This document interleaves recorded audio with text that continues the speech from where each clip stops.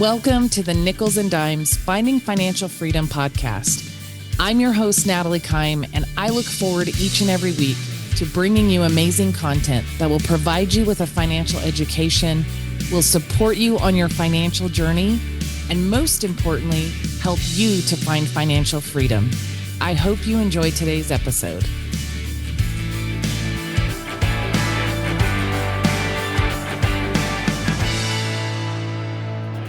Welcome to the Nickels and Dimes Finding Financial Freedom podcast. I'm your host, Natalie Kime, and today I am joined with my friend and business partner, Lashawna Moxley. Lashawna is a seasoned financial professional with over 8 years of expertise in the field. Formerly an accounting manager for a prestigious company, Lashawna made a bold career shift to pursue her passion in culinary arts, becoming a personal chef and breaking free from the confines of the traditional 9-to-5 grind. While she found joy in cooking, her dedication to financial literacy and helping others thrive financially led her back to the world of finance. Now, Lashawna combines her love for food with her financial expertise, teaching families that cooking at home is not only easy, but also a great way to save money that can be put towards their financial goals.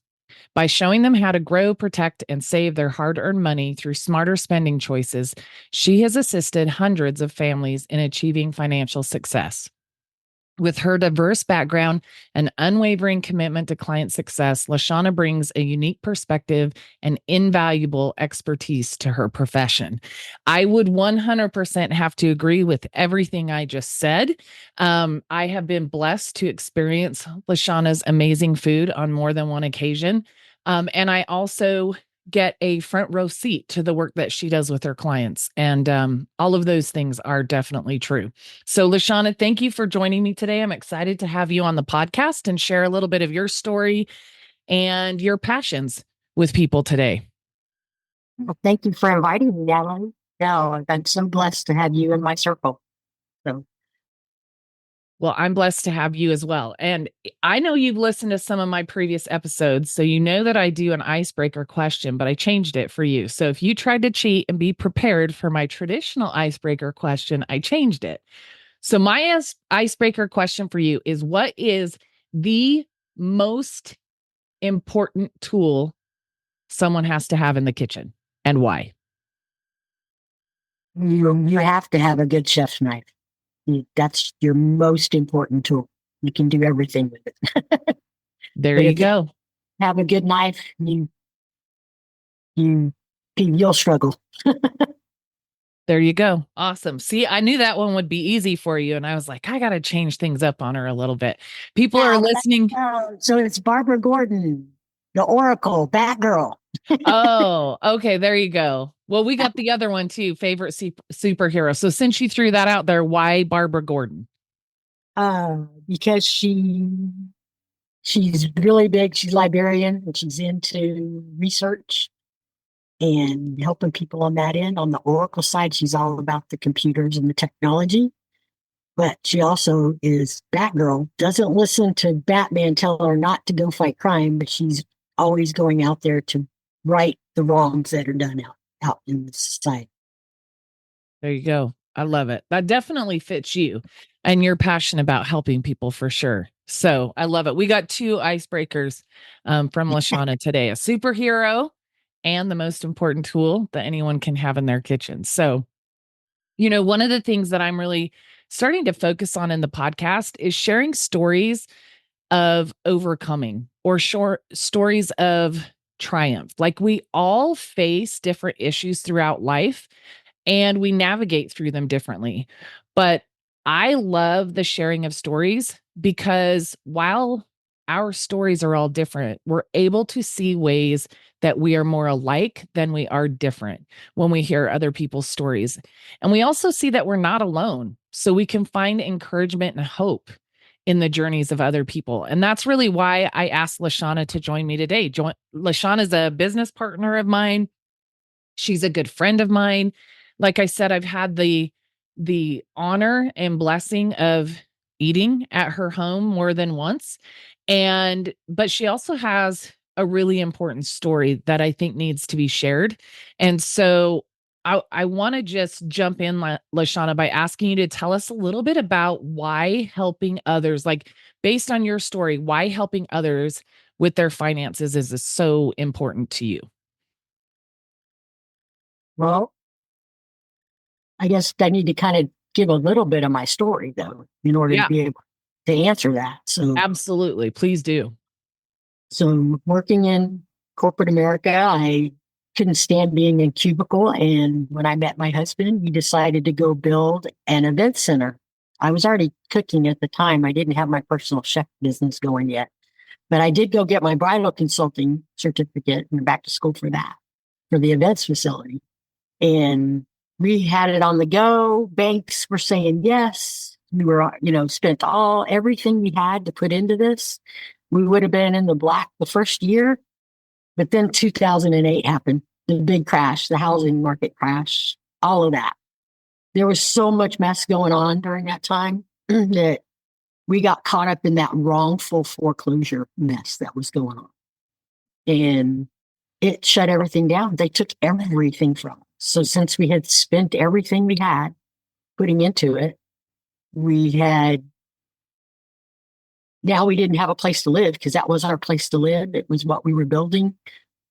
And we ended up basically homeless because nobody would rent to us at the time either with the wrongful foreclosure, with the foreclosure on our record.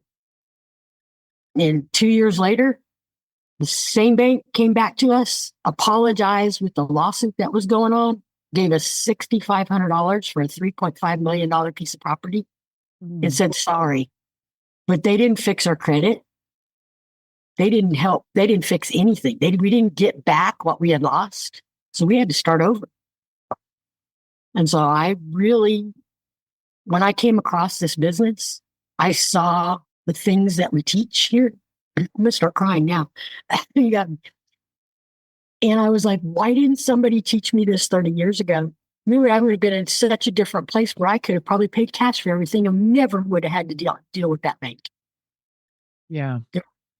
And so it was important to me to make sure families get into a better position, that maybe they don't have to rely on the banks all the time. I mean, the banks are there for a reason, right? Yeah. And for certain things, but man, growing your wealth and your legacy, that's what's so important. Make that money work harder. And that's so kind of where I go into with the food too. So my personal chef business, I had that right afterwards. I kind of started that to make up for what we lost, to get something going because I did not want to go back to that 9 to 5 Right. with America. I was too used to being out, time freedom. And so I started that, had a lot of fun. I mean, helped several different families. I would cook for them at their house and for the week and pack it away. And I just started teaching myself more and more in that realm. So the molecular gastronomy and doing different, found out that that was a God-given talent that he gave me, because I didn't go to school for it. But anyway, I just love now that I can help families and get them in that better position, help them saving money. Yeah. I love that. So let me jump back into your story a little bit. How old were you when you and Ray found yourselves starting over after 2008? 52. Okay. Which is exactly how old I am right now. And I asked that question because I think so often you and I see this all the time, but so often I think that people get stuck thinking it's too late for them, right? How do I start over at 50, at 55, at 60? I didn't plan for anything. Well, it's going to be a lot harder. It's going to take a lot more work when you're 52 starting over than if you start right at 22 when you get out of college and get that first full-time job, right? If you know the things to do and you start them then, they're a lot easier. It takes a lot less money to build wealth when you start at 22 than it does starting at 52. But I asked that question to make that point because I think that, well, I know that people think that way because you and I hear it all the time. It's too late, or I should have started 20 years ago. We all should have started 20 years ago. The thing is, none of us knew what we know today. And most of our clients have never heard most of what we share with them when we sit down with them. But it's never too late. It's what I want people to understand is that today is the most important day to start. Because if you don't start now, no matter how much time you feel like you could have done better with in the past, if you don't start today, that's one more day added on to that. Instead of day one of moving forward and creating what you need to live the way that you want in the future, in retirement, the way you want to provide for your family, all of those kind of things. Um, one of the things I love most that you share is the combination of your passion for cooking and financial tips with people. So you touched on it briefly in telling a little bit of your story, but share a little bit more, if you don't mind, about kind of what that looks like. How you do that through your social media, in showing them how easily they can cook really nice meals at home, things that we wouldn't necessarily come up with, right? Because we're not chefs. But so one, you show easy recipes to make amazing food at home, but you also show the flip side, the financial side of that, of how not only can you do that in 30 minutes, but you can also do it on significantly less money than if you go out to a restaurant to order that same dish. So talk a little bit more about like where that idea came from and how and why you do that, especially with everything that's going on right now that we face financially. Well, I think I saw that during COVID, there was so many people that they actually started to learn to cook, right? And I saw what was going on, and people were struggling, a lot of them, because they were still microwave, that's what they grew up with. But that whole concept came about because sitting down with families and doing a budget, because they were saying, oh, we're paycheck to paycheck, you Yeah. know, groceries are so high. But then I find out, well, groceries are high when you don't use them. You buy them and don't use them, right? Yeah. But yet these couples, I would sit with them and they were going out to eat for lunch and then going out 3 or 4 times a week to dinner. And we added that up. And I was like, you're not paycheck to paycheck. I would show them that. And then showing them that you could do easily. Let me go back. This may offend some people, but I think I grew up in Europe. So I think in America, people put too much on their plate. Yeah. Like you have somebody to sit down, even a guy. I mean, my husband, one chicken breast, right? Well, I actually take one chicken breast and I cut it in half. That's enough of your protein. Right. When you add more salads or something else to the plate, right? Something that's better, more healthy for you. But you don't have to have these huge meals and stuff yourself, right? But I show people how you can take that one chicken breast, make it for 2 people, and I could have had that. They do it at the restaurants too. A lot of times you don't get a whole chicken breast when you order one. You see their little flat, how you get those and they're flat done on the grill. That wasn't a Yeah. whole chicken breast, right? But Yeah. so what I do is I try to make things easy, but people look at my pictures and they think, oh my gosh, I can't do that. I think that. I'll admit, I think that. But I've also been there and gotten to experience at least part of the cooking process with you to realize it's about how you put it together, right? When you put it together on the plate in certain ways, it looks so fancy. But what it takes to create all the components of that is really not that hard. And No, that's what yeah, super simple, yeah. right? So then I came up with that idea of after talking to so many couples like that, it was like, well, look, if I added all the ingredients that I use, because people think, okay, well, I used eggs. Well, you may have used one egg. One egg is maybe 12 cents. Now, I think nowadays, and that might even be 50 cents with the price of Yeah. eggs. But I have the privilege of having my own chickens. So I know what the price of eggs is, but I kind of go through and it's like, yeah, you may have bought a dozen, but you only used one. Yeah. You look at it in that realm of, okay, one chicken breast is maybe $3, one egg, 50 cents, right? A handful of flour, you can't even put price on that really because you talk about a bag, right? And you only Yeah. got one, one handful of greens, right? And if you buy the little tomatoes, you put like two little tomatoes on.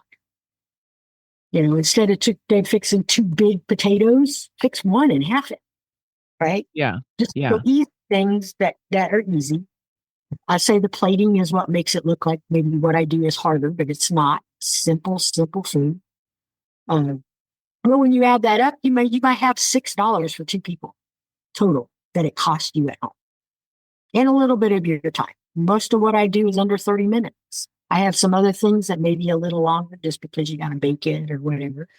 The majority is 30 minutes.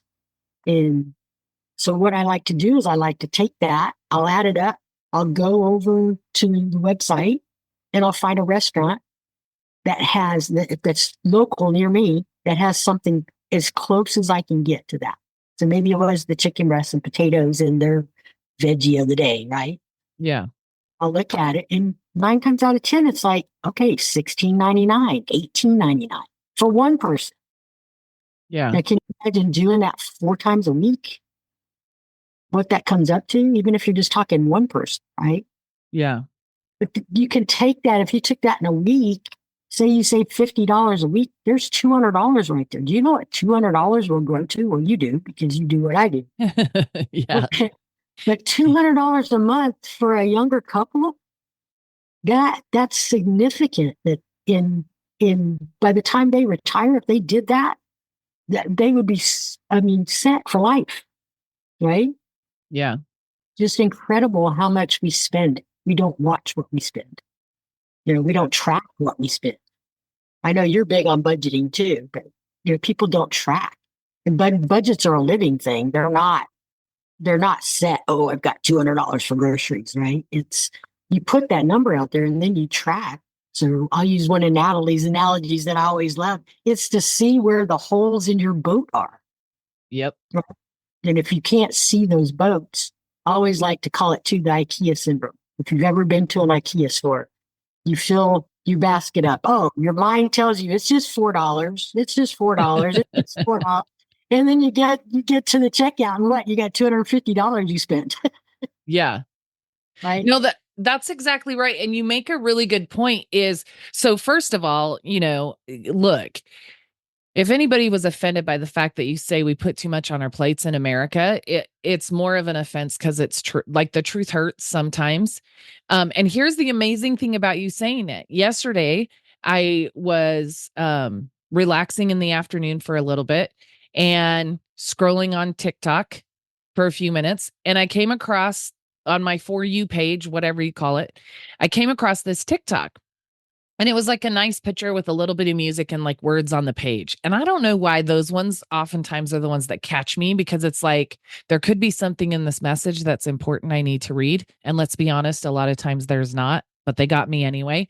But this one actually was exactly about what you're saying. It was a lady talking about how when she chose to move, I can't remember where in Europe she moved, but she chose to move somewhere in Europe. And a lot of her family and friends told her, "Oh, you're going to hate it over there. The culture's so different. They don't have the conveniences that we have here in America." Da da da da. And so it was one of those where you scroll right to the next picture and there's more words in the next picture.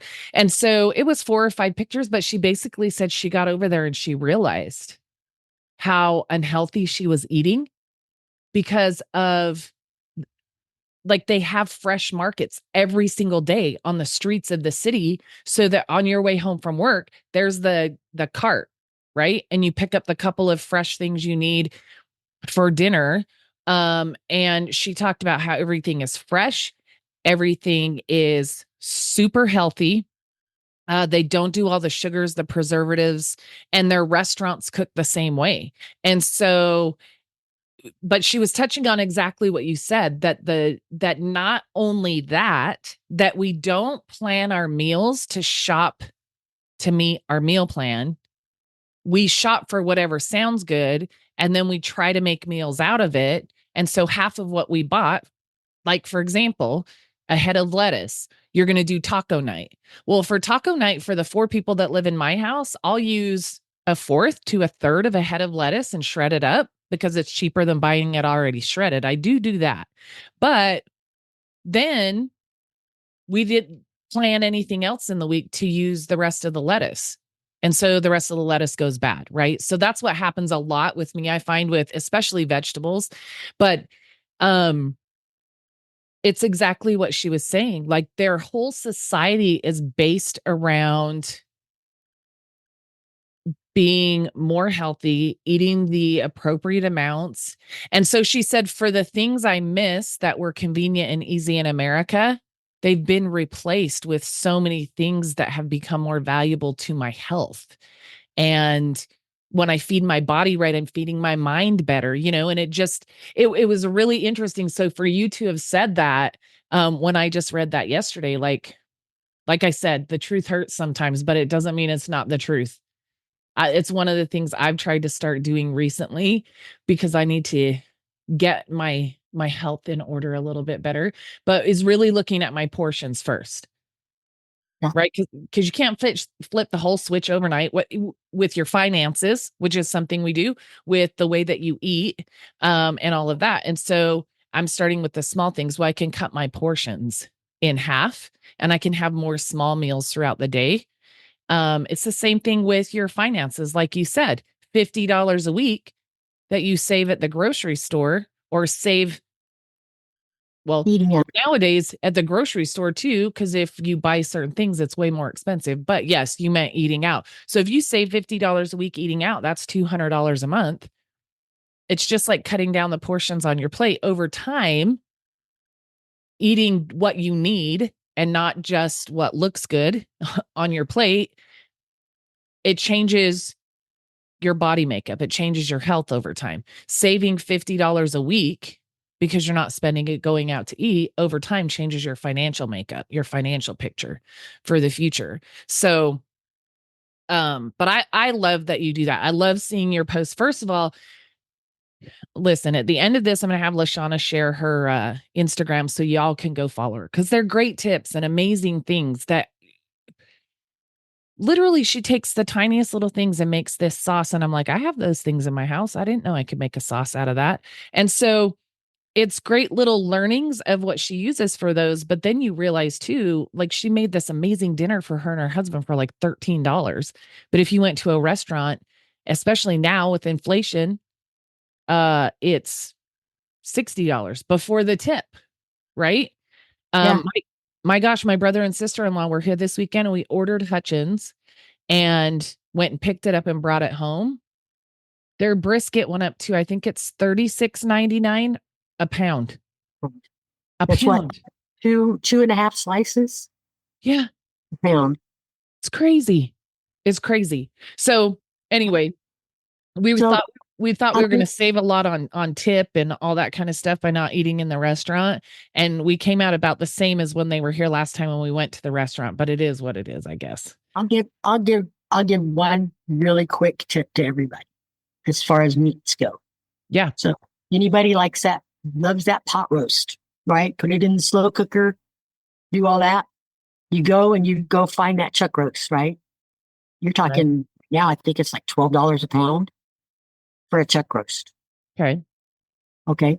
You can go over for $3.50, $4 a pound, get a whole brisket, cut it into pieces, proportionate for your family. So like for us, it's like 10 meals for me and Ray. I Right. cut them up and I seal them and put them in the freezer. I use those as my roasts. I could slow cook it, use it for tacos. You're going to slow cook a brisket or a chuck roast or whatever anyway, because Yeah. if you don't. So go find the cheaper cuts if you're going to slow cook them anyway and use those. That's a Save. great idea. That's a great idea. Like find the cheaper cuts of meat and buy them in bulk because a lot of times it's even cheaper when you buy them in bulk too. Like I know you can buy, I can't think of what it's called right now. It's whatever you cut the ribeye steaks out of. The And fillet? Oh, you can buy the whole thing, and then you can cut your steaks the thickness you want. some But it's, prime rib. yeah, that's it. Thank you. So you buy that, and then you cut your steaks yourself out of it, the thickness you want or whatever. But it's a lot cheaper than if you buy those two ribeyes that are packaged separately on their own. So that's a good recommendation all the way across the board of, find those cheaper cuts, buy them, and be willing to take the time with that chef's knife that you're all going to have in your kitchen from now on, to cut that meat down to the size that makes sense for, a meal for your family, and then freeze the rest. And so you've got more meats on hand, and then all you have to come up with is the sides that go along with them, which can be a Right. lot easier to do. Well, the biggest thing I think people do is they say, well, I work and I don't have time, right? Well, Yeah. if you just take that 5 minutes, if you're freezing things, that 5 minutes to take something out the night before you go to bed, put it in the fridge or put it in the crock pot, whatever it is, just take 5 minutes and think about it and, and print, right? Yeah, Yeah. Pinterest. I mean, my daughter sends me Pinterest all the time. I'm going to say, I don't cook from recipes. So if somebody sees something on my page that they like or want to know more about it, just message me and I'll write it down and send you all the directions, everything. Because if I wrote down I don't think I cook the same thing twice, very seldom. Yeah. Yeah. But just because I use what I have on hand. But I mean, so if I know zucchini was a big thing there for a while because the garden was just overrun. I know you Mm, got one too. So I was figuring out different ways to make zucchini, right? That because I knew I had to use it up with that because I hate throwing things out. yeah. I made like zucchini boats. I made, four of them. We ate one and I put three in the freezer. There was three more meals. I just took a little extra time. I was the same ingredients, right? So now I had some of those quick, fresh meals for later. That when I didn't really feeling like cooking, all I had to do was take it out and throw it in the convention oven. Yeah. Done. Saved Well, money. yeah, and like you said, to take that meat out of the freezer the night before, kind of think about, like, look in your fridge real quick, see what else you have. Okay, I'm going to slow cook this. We've got the stuff to do tacos with it, or, whatever. And so if you take that 5 minutes, you take the meat out of the freezer in the morning before you go to work, you throw it in your slow cooker on low and let it go all day. And then when you get home, all you have to do is pull the meat out, chop up the other little things, pull out the taco shells or the tortillas, and you're good to go. So that's a really good tip. And honestly, I'll throw myself under the bus, something that uh, I need to do a little bit better. I'm blessed. Chris does most of the cooking, but even so, the night before I can say, hey, what sounds good for dinner tomorrow, and make sure that we take all the things out. So it's easier to throw it all together when the time comes. We don't have to, oh, shoot, we forgot to unthaw the hamburger or the chicken or whatever it is. And I mean, we have tools now that can do a lot of that for us. When I cook chicken in bulk, I put it in my pressure cooker for 20 minutes and I put it in there frozen. So I'll throw 4 chicken breasts in there frozen, and in 20 minutes, they're fall apart goodness. So that's the other thing. If you're short on time and you have a tool like that, it can really help as well. But One, really, really good points. get a, I mean, most people don't even know what it is nowadays, but a sous vide. You can literally, if you even want to cook a steak, you can put a steak in the bag, put it in the sous vide, set it for 130 degrees. It's for an hour. Okay. But if you leave it in there 3 or 4 hours, it's still going to be medium rare. With the sous vide, it doesn't overcook. And I'm going to give you a tip. Restaurants use it. That's how they get the steak so quick to. Well, I never thought of that. I've seen you use yours, but I never thought that's probably what restaurants do. But Yes. yeah, I mean, lots of tips. And that's one of the cool things, like Lashawna said, um, if you see something she posts and you think, what in the heck is that? You can send her a message and ask more questions. But if you have questions about gadgets in your kitchen, I know people who get gadgets for gifts and they stay in the box in their pantry or in their storage room because they don't know how to use it and they don't want to take the time. But I guarantee you, Lashawna's probably used it and can tell you really quick the best things you could use it for. So, but definitely, look, there are some conveniences we have that make things go quicker, but that doesn't mean it always has to be in the microwave, which can diminish the nutrients depending on what you're cooking and how you're cooking it in there. So there are easy ways to do it, and most importantly, and for affordable ways to do it. So I want to talk now. I want to shift just a little bit further. Still touching on both things you do, but one of the things I know about you is that you're an incredible networker. And now Lashawna lives in Central Texas, just outside of Round Rock, which Round Rock isn't super small anymore. It's right off the highway on your way to Austin, probably 30 minutes north of Austin. And she lives but off the beaten path enough that when you get close to her house, you really feel like you're out in the country. It's absolutely beautiful there. But where you're at, it is a little smaller. So a little more effort to go to the grocery store, a little more effort to go out and meet people, to network when you're building a business and making connections and things like that. But you're amazing in doing that. Now, the other thing though, is you found a way to do it in connecting with your passion for cooking. And I know you had an event this weekend tied to that. So can you describe a little bit? Now, not every networking event is that, but you have some fun ones that you've been able to um, be able to do what you love by meeting new people and building relationships to help them from a financial perspective. If they need it, they become clients. But through your cooking and your love for food, you're just making really great connections with people. So will you share a little bit about that? So my passion is cooking. So I either try to get with these cooking groups, which I've made some amazing friends that I never would have made before. She talks this weekend. Yes, I did. I got invited to one. Really didn't know anybody there. Melissa, I had just met her at a women's networking event, and she invited me and went over there, made a dish. Everybody takes a dish. They're so fun to do that. And they're always at some different house, just network and talk. I really don't talk about the finances. We talk about food, but I build those relationships, right? Mhm. Have another one that's actually got a few more people. Don't even know how I got into that one. But we have a big joke on that one because I don't live in that subdivision. I live out in the country and somehow got into that group. And when they realized I didn't live in that subdivision, how did you get here? I said, somebody invited me. And I thought it looked fun. So I kept it, right? Yeah. But my biggest love, I'm going to take it from that to the finances. There is my love language is food. I Mhm. mean, I love numbers and helping families, on that accounting background, but my love language is food.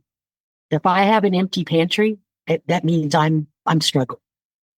I literally had my whole life has been like that. When the pantry was bare, that means that we weren't doing good. Yeah. So I make sure my pantry is always full. My husband does all the grocery shopping. So I make a list and he goes, Yeah. calls me up. It's a lot of fun. He's called me 3 or 4 times. Or FaceTime. But no, my biggest love is I get out there and I just talk to people. Being raised in Europe and being a military brat, I I talk to everybody. I mean, I say hello to everybody. Yeah. I had to change friends every 3 years growing up. Even though maybe we didn't move, everybody else moved, right? Being military. So it's just a matter of, I just like talking to people. And so when I get to meet somebody, I love to invite them out. I love to have small couples, small parties at the house, and I'll cook for them. And then if it goes to finance talking, it will. Some of the clients, I invite them out specifically for that. They come out, I'd love to cook for you, and then we can go over all your numbers. So it's just something that I love to do. Yeah, it's been a way that you can bridge both of those things. for sure. And it's fun to watch you, and Lashawna and I work so closely together. We talk at least every other day. I would say we talk for a few minutes, just catching up and touching base on things. But I get to hear about those things. I'm not there in person to see it, but I get to hear about them. So in a sense, see how you're marrying your passion for helping other people with their finances because of your story and your background, but you're marrying that with your love for cooking and that active service that you give to people by making them a good meal. And like I said, I often wish that I lived within 15 minutes because she posts those things. I'd be knocking on her door if I did. She may not want me to live that close, but oftentimes I think, man, would I have it good if I just moved a couple hours south? So Hey, anyway, hey, let me say I'm proud of Natalie too, because she'll text me and go, "Hey, I'm so excited. I'm so proud of myself. I made this." And it's like I have fun yes, too because I love hearing about the things that she's ventured out and tried and made. yeah, So I just had, let me tell you, I just was it 2 weekends ago. It was so much fun. I had a young girl that's just got divorced. She didn't know how to cook. I invited her over, asked her what did she want to learn how to make. So I tried to pick something that was simple that I could show her, but I let her do it. My yeah. night, my everything. I let her do everything. I just guided her through. And it was so much fun to see her that she finished the whole meal, and saw how we plated it and everything. And so I just brought her out just to teach because she messaged me and asked me specifically if she could come out and me teach her something That's to awesome. get home. So that just filled my heart. It was so much fun to do that. Yeah. I love that. I absolutely love that.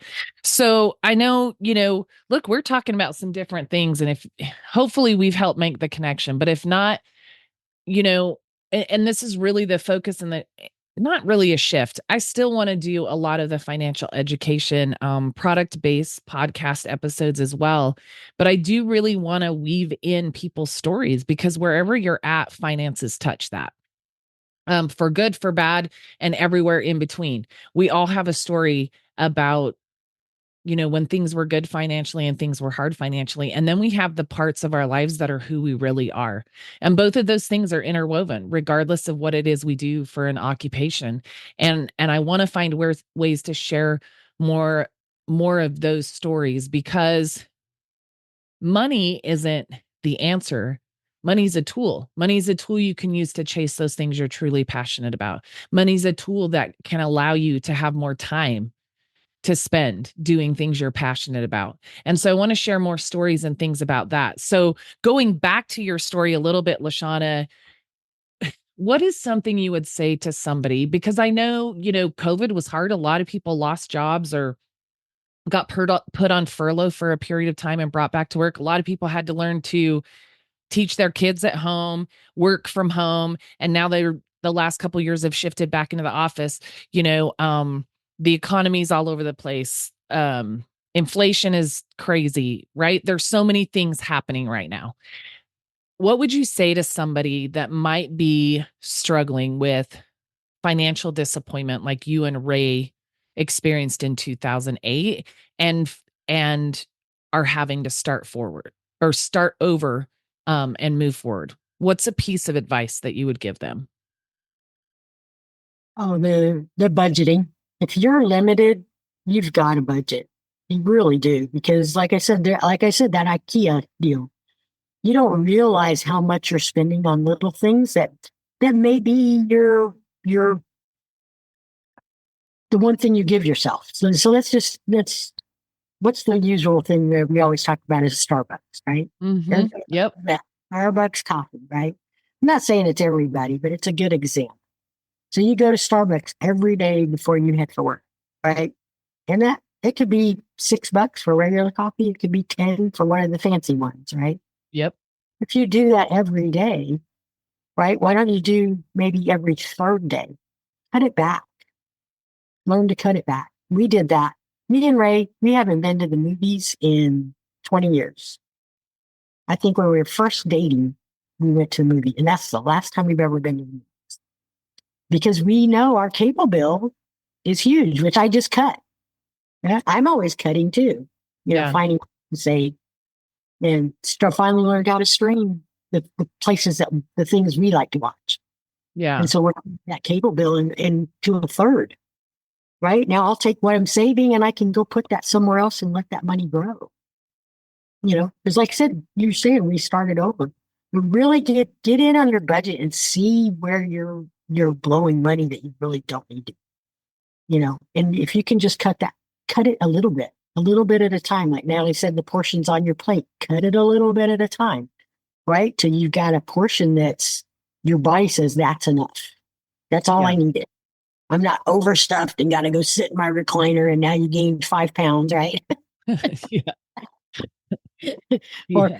like Thanksgiving when everybody gets that, right? Now I have to go take a nap. You eat so much, you have to go take a nap. Yeah. That's exactly right. But that's what we did. We just cut everything out. So I'm going to be honest. We lived off a raise salary for years until I got back into doing financials. I mean, I stayed home.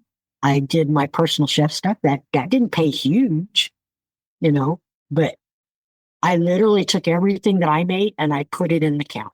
And we didn't touch that. We lived off of his smaller salary. And I'm going to tell you, FedEx guys don't make that much. So be kind to them when you see them. Yeah. They won't make that much. But we learned to live just on his salary. So we weren't living above our means. Yeah. I think that's an important point, right? Like you face a lot of times when a reality like that hits us, we're forced. We don't have any choice but to cut everything out. And one of two things happens. Sometimes it creates better habits and the realization that you can get by without all of that. And so as things start to shift and as you start to get your feet back underneath you and you start to get some money in your bank account, you're more responsible with where you put it. And sometimes, which I've shared in my past as a single mom, having to say no a lot to my son when things are really tight. When they weren't tight, I said yes more than I probably should have. Not probably, more than I should have at times, right? Because I wanted to be able to make up for that, I guess, in some sense. But it's the same thing here. A lot of times people go without. And so then when they get their feet back underneath them, they just go back to spending everything they would have spent before. But even when you're not in that situation, how important it is to sit down and put together a budget and identify where you might be overspending. Because if you're willing to do that work now and you're willing to make those changes now, which is something that Lashawna and I do with our clients every single day, it can put you in a position where when the bottom drops out, what you or your partner, if you have one, lose your job, or inflation goes up, or the car breaks down and it's time to replace it, or whatever happens, you have the means available from a financial perspective to navigate those difficult things that come your way a little bit better. So Lashawna, as we start to wind things down here, man, time flies. But I want to ask you, what's the legacy you most hope to leave behind through the work that you do? Oh, that's a tough one. um, just that I guess that people will talk about me that, oh my gosh, how she saved us, how we would never thought that we could ever see the end of the tunnel. And I've showed them. I love when I sit down with a family. I mean, I almost cry with them. We go over goals and dreams and, what do they really want out of life? What do they want their money to do for them? And that's probably my favorite part. But I mean, I've been with some of those that I've cried with them sitting at the table because they just never realized. We've laughed. I've laughed with some of them too. I had one. I love this one because I was sitting at the table. Their dreams were so small because, Natalie, in our business, everybody's dream box has shrunk down to their means, right? Yeah. And to get them to dream big again is so hard. But I had this one couple, they had a handicapped daughter, and we were sitting there and trying to come up with, she was thinking and she said, I know, I just need another house, maybe a new car, the standards. Yeah, I call those the standards. Everybody Yeah. wants, right? And so I started trying to give her some ideas, maybe like research and development for what her daughter had, or maybe a school for kids like her daughter. What would she like her money to do for her? And she started crying. So then I started crying. But then across the table, her husband blurts out, he wants an Asian fusion American food truck. And his wife looked at him like, what? Where did that come from? And I mean, he's not a cook. He works in IT. And Wow. it was his dream. So we proceeded to try to put something together that they could have their money work towards what his dream is. And but they said we were crying at one end and laughing at the other, and it warms my heart to know that I'm out there helping people. Helping that older lady that is Social Security and a little bit extra, and now she knows she can go on her trip that she wanted to go on. I helped her have the money and doubled her income. Yeah. You know, so she was crying and wants to tell all her friends, and I just want people to know what we're doing because of what happened to us. I want people to be set up so that the banks can't ever do that to them, what they did to us. Yeah. I love that. So share real quick, Lashawna, what's your big dream? I've gotten to see pictures of it, but what's your big dream? And then also, how can people follow you for cooking tips, for ways to save money in the kitchen that can impact their budget for the better? My big dream, I want at my age, I mean, I'm going to be there probably within the next year. I'm looking at it, but I want to have a place that's a vineyard that I can have a mini bistro that I can cook for families and say, maybe 10, 12 seats. And it is what it is for the day. There's no menu really. It's just what I'm cooking, and be able to give back to some of the community, those couples that say their anniversary, they've never had 4 or 5-star cooking. They can't afford. I would love to be able to draw a card for the month or for the day or whatever it is, and have those couples set them up out in the vineyard and set them up with a meal for their anniversary. Just giving back to the community, have different kind of events that I could teach financials and maybe have, hey, come grab a burger, but my dream is just to have that place with that little commercial kitchen and I can give back to them. Maybe even have kids cooking classes, you Ooh, know. that would be fun too. That would be So, fun. Awesome. Well, how can people follow you? okay. Where do they So find you? Instagram, it's the Financial Epicurean. So if nobody knows what Epicurean is, you can look it up. And on Facebook, I mean, it's my name, but I also have a page that's called Orgasmic Palette. Is my food page. Awesome. So Orgasmic Palette on Facebook and the Financial Epicurean on Instagram. Of course, you can always go to the show notes and send me a message if you have questions for Lashawna or want to, get connected to her if you can't find her on social media. But she has a wealth of knowledge in the kitchen, and she's right. I'll make something on a whim and I'll be like, I made this. And you guys, let's be real. Lashawna cooks 4 and 5-star food from her kitchen pretty much every day. And I'll call her about some new flair I put on a cookie recipe or something. But for me, that's a really big deal. And she gets excited with me for the ways I stretch myself in the kitchen. So it's always been really fun. Well, any last one little thing you want to drop before we completely close this out for the day? Yes, don't let the grocery prices get to you. Just cut your portions, and that will also help you with your finances. I'm just telling you that the grocery prices are going to be what they are, Mm-hmm. but there's ways to cut back and make it work and eat healthy. Boxes, cans, they're not good for you. So try to stay away from those and go healthy. Go healthier, and you won't need as much. Yeah. Look, people out there all over the place are doing 75 hard. Do 75 hard with your budget. Maybe we need to come up with a challenge for that, Lashawna. That'd be a fun project to work on. A financial 75 hard on things people could do and see what they can save. We're going to do that.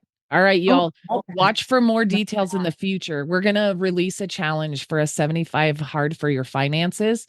Simple things you can do on a daily basis that can push back in. And then maybe we can make it a little contest if people want to enter on who's able to save the most in that 75 days on a basic budget. So watch for more information on that. I don't know where that came to me from, but I think that sounds fun. That So does sound. of course, if you guys have financial questions, if you want help for a budget, reach out through the show link as well. Lashawna's, where you can find her on social media, will also be in the show notes so that you can easily see there how to follow her. But reach out to the show. Lashawna and I would love to sit down with you and have a conversation. And, if it's cooking things, go straight to the source, because I'm going to tell you how to add flair to a cookie recipe. I'm not going to tell you how to make a really good meal for your family. It's just what it is. But you guys, thank you so much for joining myself and Lashawna today on the Nickels and Dimes podcast. I'm your host, Natalie Kime, and I look forward to continuing to bring you amazing content each week that will educate you, support you, and most importantly, help you to find financial freedom. I look forward to having you listen and learn in future episodes. And until then, take care and stay safe.